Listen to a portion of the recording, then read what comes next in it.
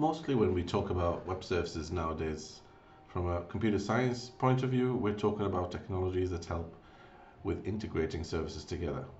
So how do we make services belonging to different organizations or within the same organizations talk to each other over a computer network or over the internet?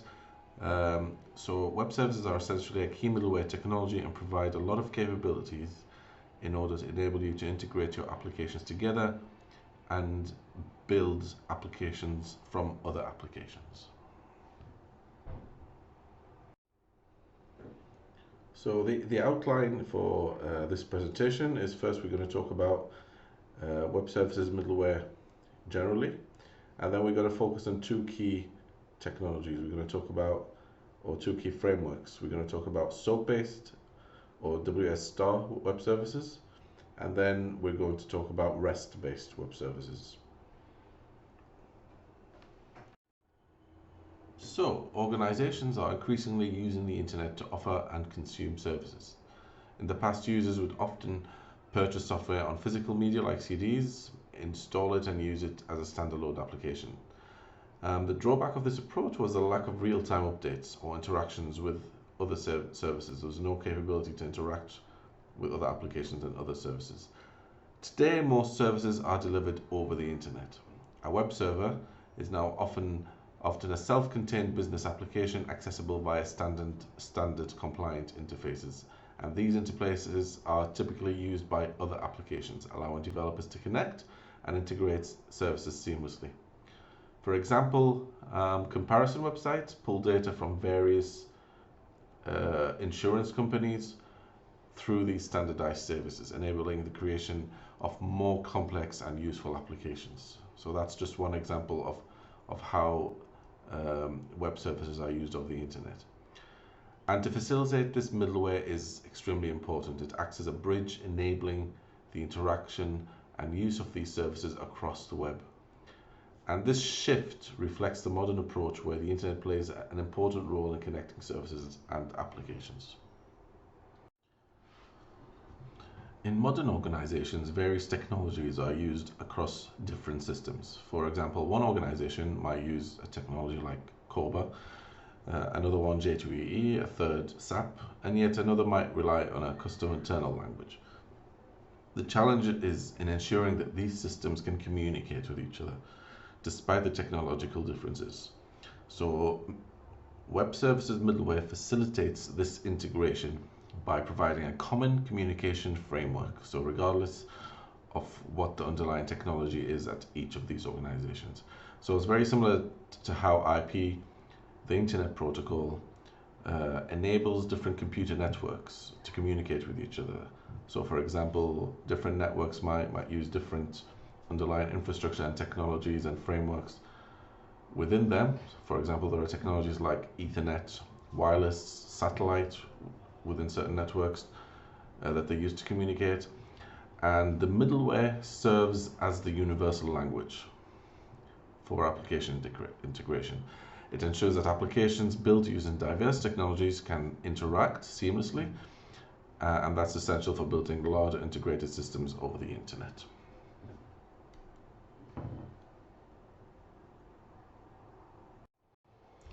There are two main architectures for building web services: SOAP-based and REST-based. SOAP-based web services, first of all, so SOAP originally stands for Simple Object Access Protocol. It uses the web to transport XML-based documents called SOAP messages. It enables communication between applications written in different programming languages. For example, a C++ application can communicate with a Java application, and that works by converting C++ objects to SOAP XML, which is then converted back to Java objects at the other end. Typically, HTTP is used as a transport protocol, although other options like SMTP can be used. So SMTP is the protocol used by email. SOAP is highly secure and robust, making it ideal for industries with strict transaction requirements like banking. However, it is complex, which can make development more difficult. The second alternative is REST. So REST stands for Representational State Transfer. It is a more modern approach designed around the architecture and standards of the World Wide Web. So unlike SOAP, which uses the web only as a transport mechanism, REST leverages the web's principles within the applications themselves. REST is simpler and easier to use compared to SOAP, making it the go-to choice for newer applications that do not require high transaction security, such as social media platforms like Facebook or Instagram. So all those use REST. While SOAP remains ideal for building highly secure and reliable services, REST is widely used when ease of development and scalability are prioritized.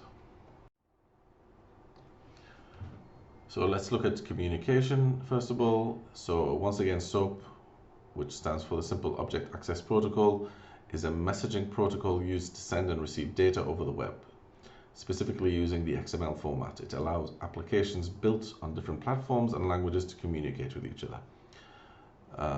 So within SOAP, messages typically consist of two parts. There's a header, which is optional, and a body. The header contains metadata such as security information, transaction data, reliability requirements. It ensures the message follows certain protocols or specific rules needed during the data exchange. The body of the message carries actual message or data that is being sent between the different applications. So the service description. So we've got something called WSDL, which stands for the Webservices Description Language. So this is an XML-based language used to describe the web service's functionality.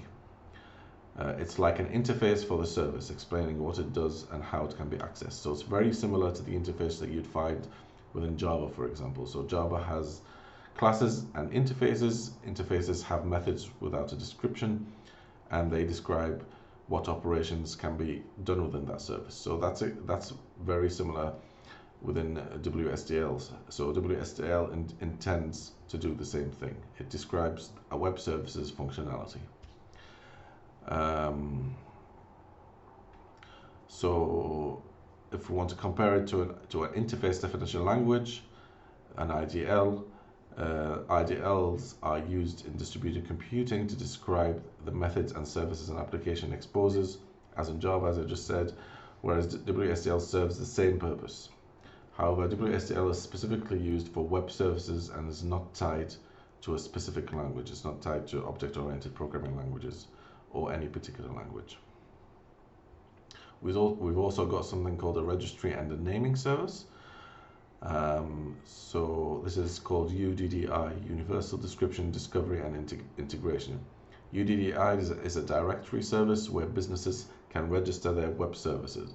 So in the same way that you can, where Google can be used to find different websites, the intention was that UDDI would be used to find different web services. It allows for discovery and integration of services. However, its adoption has been limited, with companies opting for other methods for service discovery. It works similarly to a phone book for web services, helping you find and connect to them, basically. So these concepts form the backbone of how SOAP-based web services operate, enabling secure, structured, and discoverable communication between different applications on the web. This diagram illustrates the basic interaction model for a web services architecture, following the publish, find, bind pattern. So normally we have a service provider. This is the entity that offers a specific service that others can use. The service provider creates and maintains a web service. We've also got the service description, which contains the details about the service, including how to access it. For example, through a WSDL, a WSDL for SOAP-based services, or similar for REST services. The service itself is the actual functionality or resource that is being exposed to external users. So the service provider publishes the service description to a service repository. This repository acts as a registry where other entities can discover available services, and this step makes the service available for others to find. We have a service repository. So the service repository is a directory or registry that stores service descriptions. It allows service requesters to find the service they need. So the UDDI that we mentioned at the previous slide, the Universal Description, Discovery and Integration, is one such registry service, although its adoption has been limited in practice. A service requester is any entity or application looking for a service to use. The requester queries the repository to find a service that meets its needs, much in a similar way that you would search Google for any website that meets your needs. The intention is similar for web services. The requester searches for the service by accessing the service descriptions stored in the repository. The service requester can be any application or system that needs to interact with the service provided by the service provider. So once it finds the appropriate service in the repository, it retrieves the details from the service description to learn how to communicate with the service. And once the service requester has found the service and obtained the necessary details, it binds to the service provider. This binding process involves using the service description to initiate communication session with the provider and allowing the service requester to use the service. So in summary, this model shows how a service provider can make their service available to others via a repository, and how a service requester can find, bind, and use the service, forming the core of web service interactions. So this slide illustrates the role of SOAP in enabling communication between a service requester and a service provider. So the core idea is that SOAP facilitates the conversion of application objects into SOAP XML messages, which are then transmitted over common transport protocols like HTTP, SMTP, or any other web protocols. So we've got a service requester. So the client interacts with a SOAP middleware component. This middleware converts the client's procedure calls into SOAP messages. The SOAP middleware serves as the intermediary layer that formats data as XML in a SOAP envelope, and it handles sending these SOAP messages over the network. We've got the transport layer. So SOAP messages are sent via standard internet protocols like HTTP or SMTP between the client and service. We also have the service provider. So on the other side, the service provider's SOAP middleware receives the SOAP messages. The middleware then converts the XML back into application objects. And then the service provider processes these. So the SOAP serves as a bridge that allows applications written in different languages or hosted on different platforms to communicate by translating their data into a universally readable format for transport across the internet.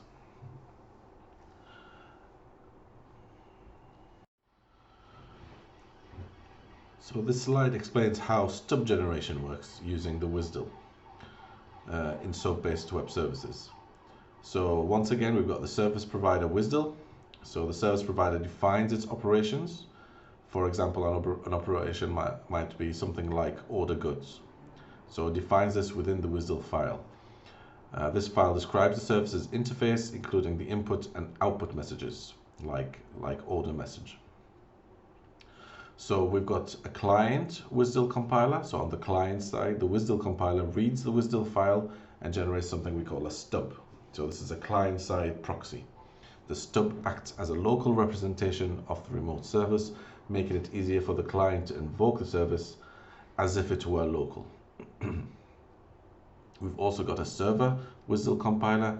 So on the server side, the WSDL compiler generates also a stub, a corresponding stub, which is a server-side proxy.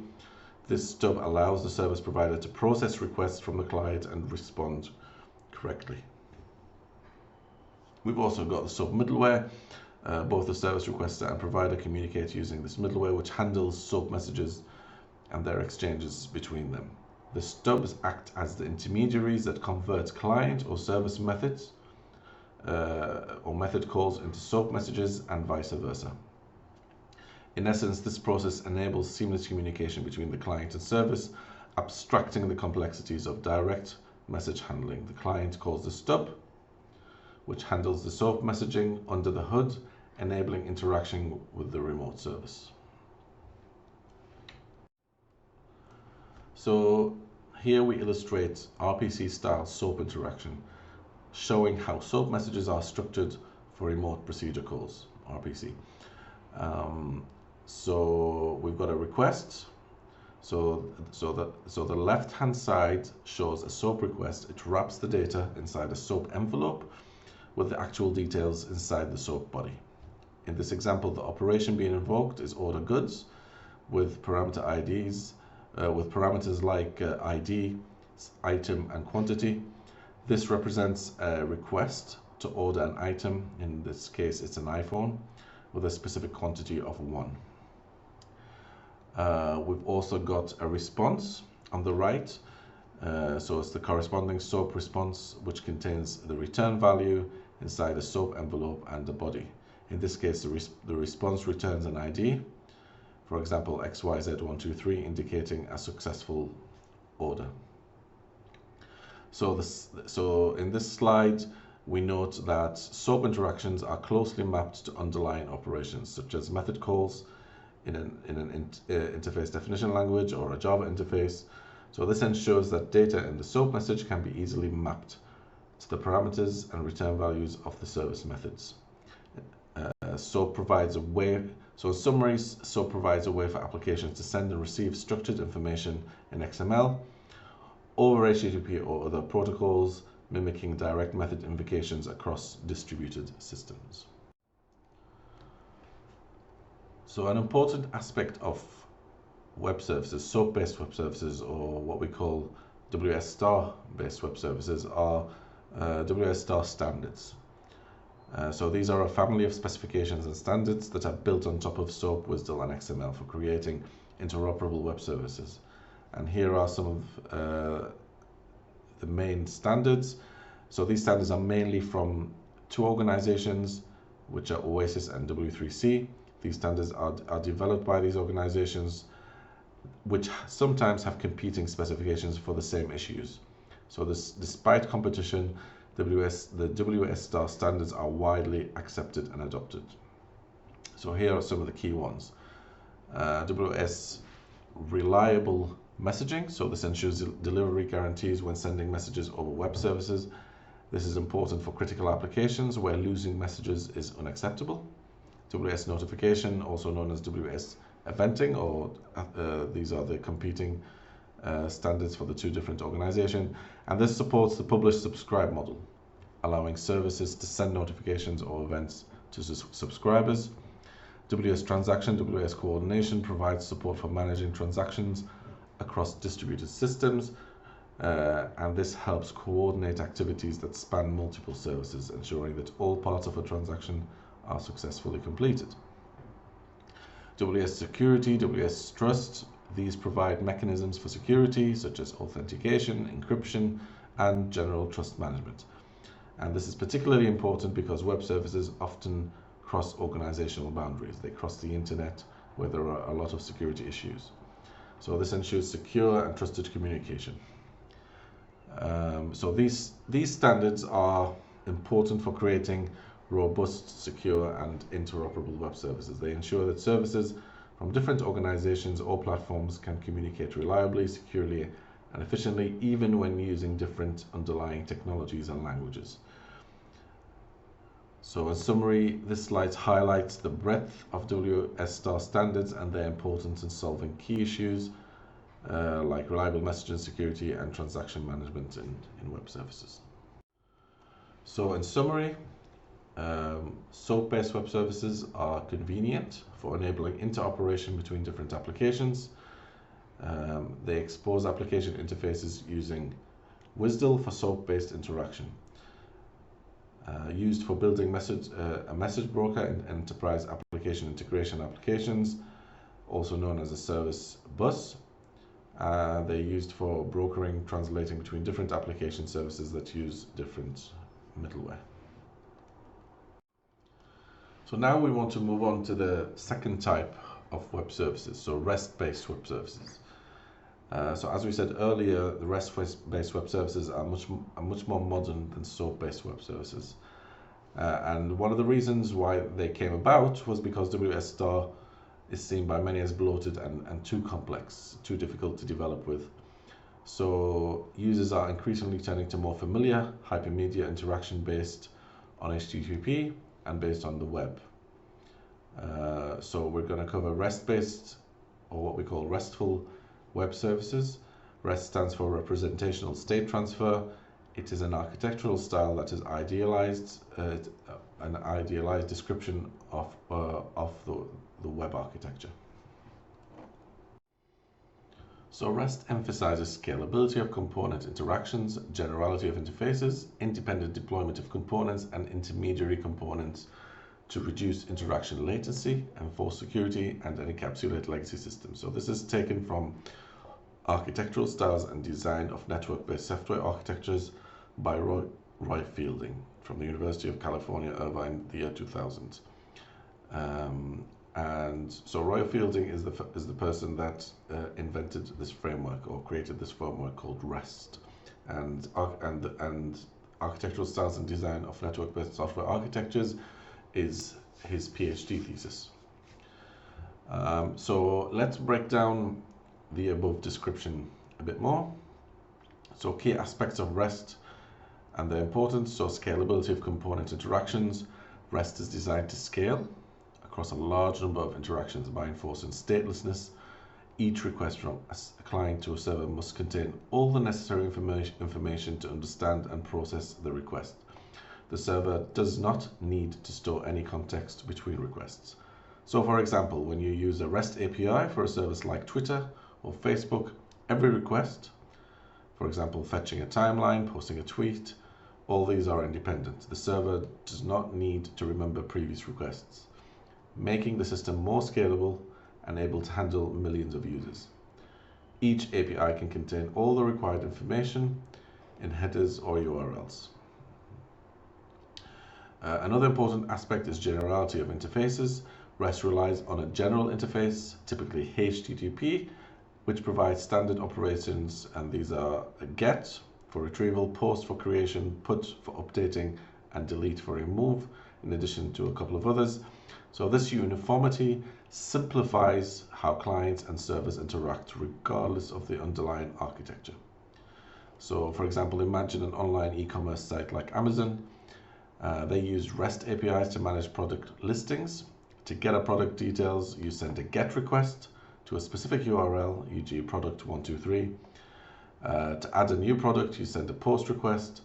So this uniformity makes it easy for developers to work with different services using the same set of methods. Another important aspect is independent deployment of components. REST allows different components in the system to be deployed independently. This independence is important as it provides resilience. If one part of the system, for example the database, fails or needs to be updated, then the rest of the system can continue to function. So for example, if we consider a travel booking service like you have in your coursework that interacts with multiple external services, an airline, a hotel, car rentals, if the hotel booking service is down, the flight booking and car rental services can still operate without disruption. This ability to fail or succeed independently makes REST systems robust and flexible. Another important aspect is intermediaries that are transparent. So REST promotes the use of intermediaries like caching servers, load balancers, or proxies to reduce interaction latency and improve scalability. And these intermediaries are transparent, meaning that they do not change the semantics of the requests, but help make the system more efficient. So for example, when browsing a website, a caching server may store a copy of the web page. If the same page is requested again, then the cache server serves it without needing to hit the actual server. So this reduces the load on the server and speeds up response times for the users. REST enables this kind of interaction by maintaining statelessness and standard operations. So in summary, the key message here is that REST is not just about web-based interactions. It is an architectural style that emphasizes scalability, loose coupling, and independence of components. And these principles enable systems to scale and function in complex distributed environments. So just to re-emphasize, here are the REST properties.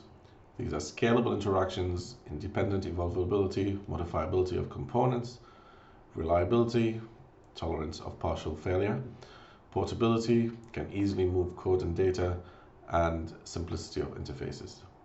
So in order to obtain these properties, we do so by adhering to certain architectural constraints. And here are the architectural constraints of REST.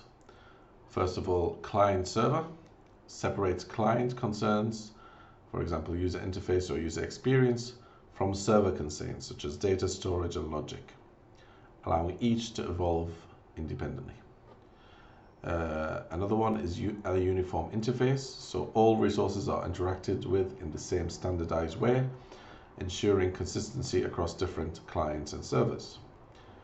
Another constraint is statelessness. Each client request must contain all the information needed for the server to fulfill it, making it easier to scale since the server does not store session information.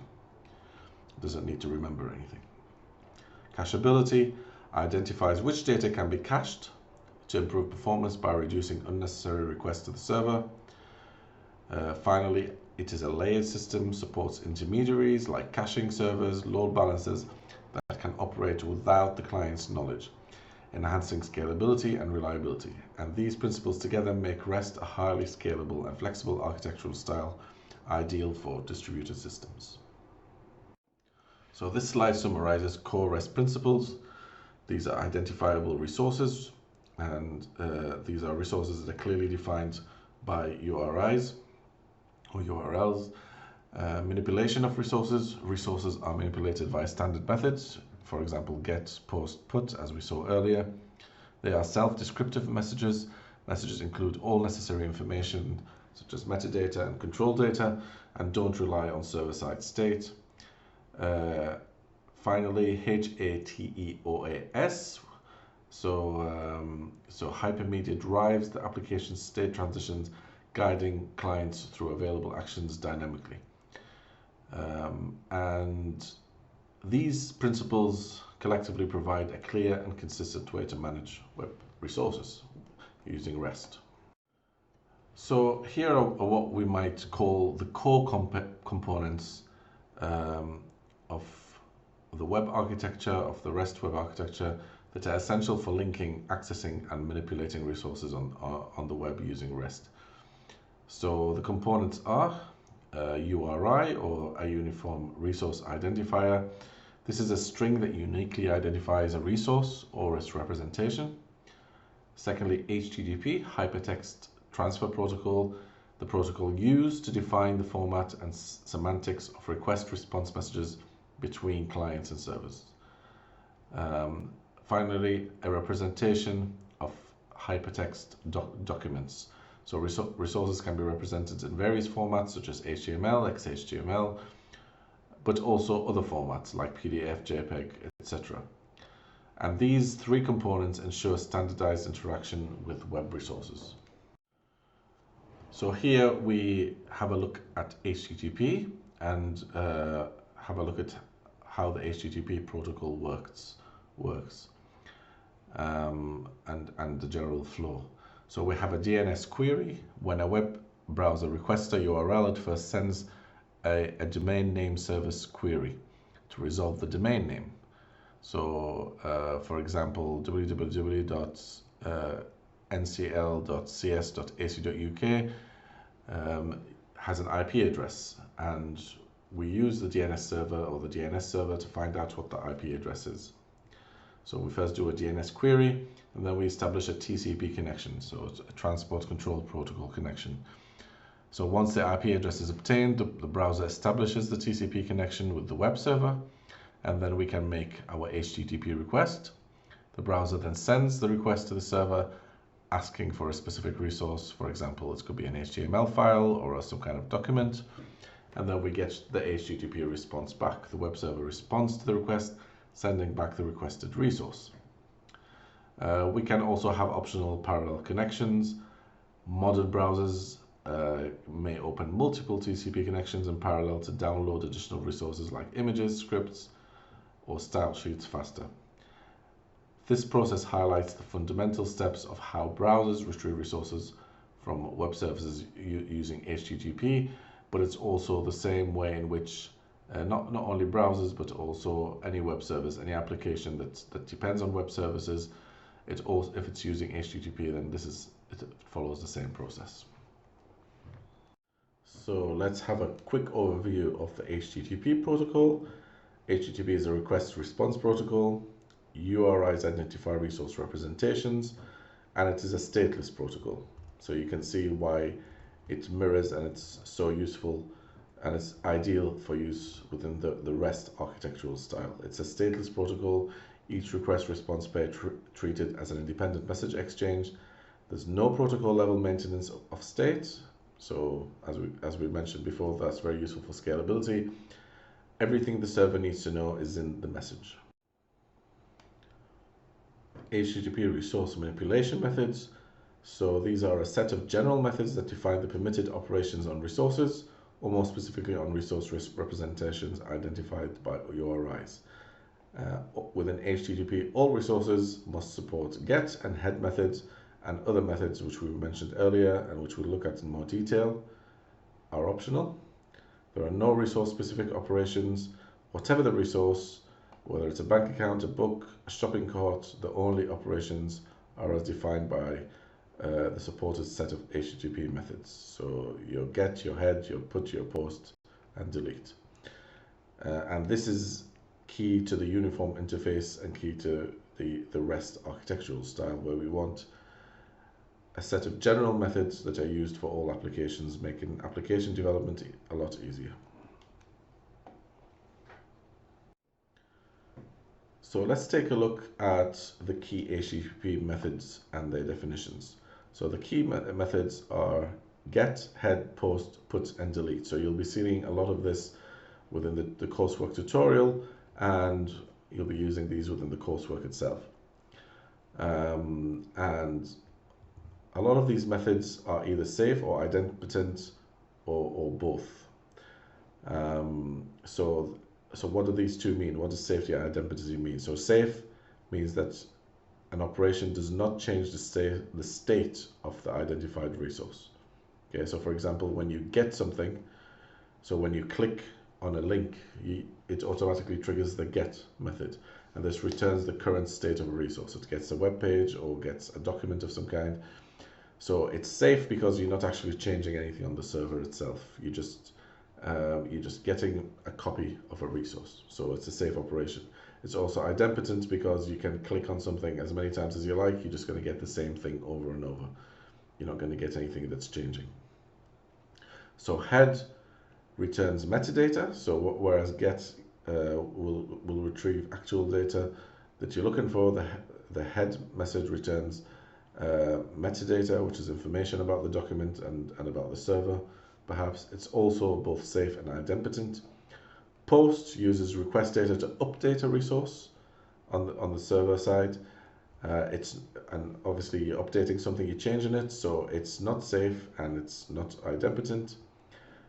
Put, similar to post with slight difference, and we'll see that in an example on the next slide. So put stores request data under a given URI. It's not safe, but it is idempotent. Delete deletes an identified resource. It's not safe, but it is idempotent. So here is an example that demonstrates the use of the main HTTP methods. So let's say you have a website that contains a collection. So you have a collection URI such as example.com/resources. So it's a website with a folder called resources, and resources contains a number of resources that we're not sure about.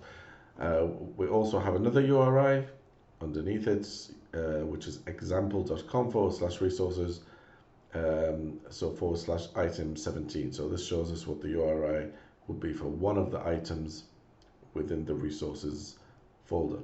So let's see the effect of various operations.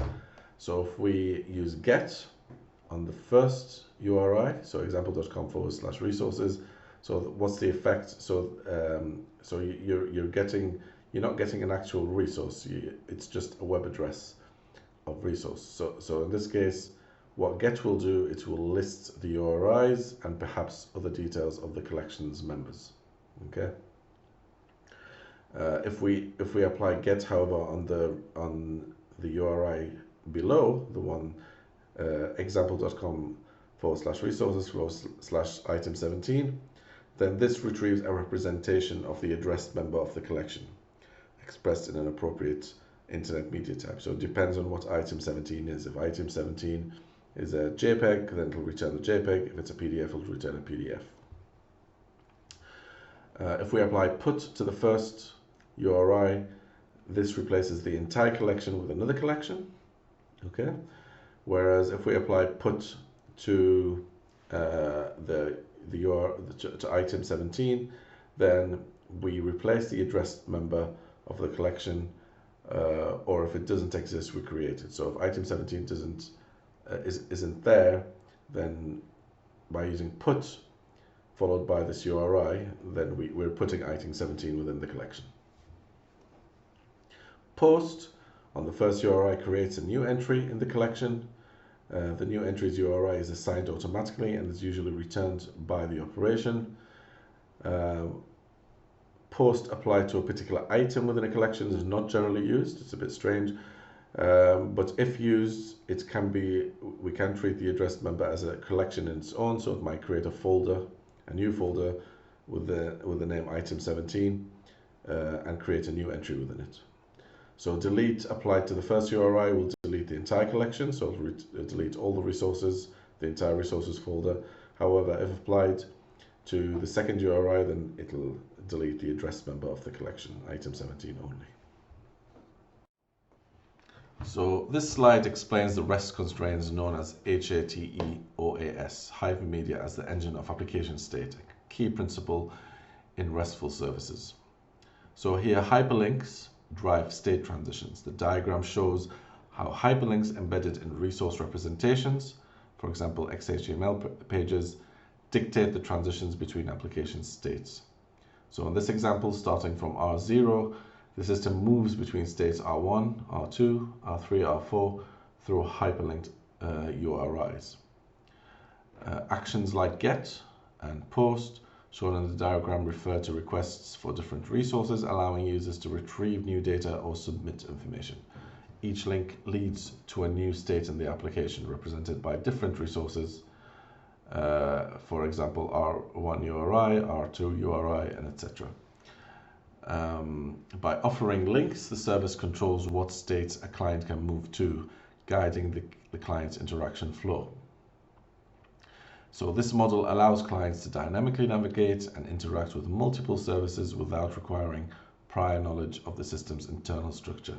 It allows the client to compose an application from various services and resources using only the provided hyperlinks.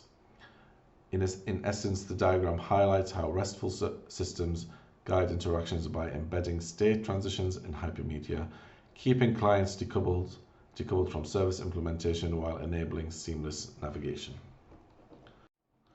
So in summary, in contrast to WS Star web services or SOAP-based services, REST leverages the existing web architecture that has had time to stabilize and has many desirable properties. It also fits well with interactive, rich client-based applications that use things like AJAX, so asynchronous JavaScript and XML. So things that are not yet very clear with REST, that might be difficult to implement.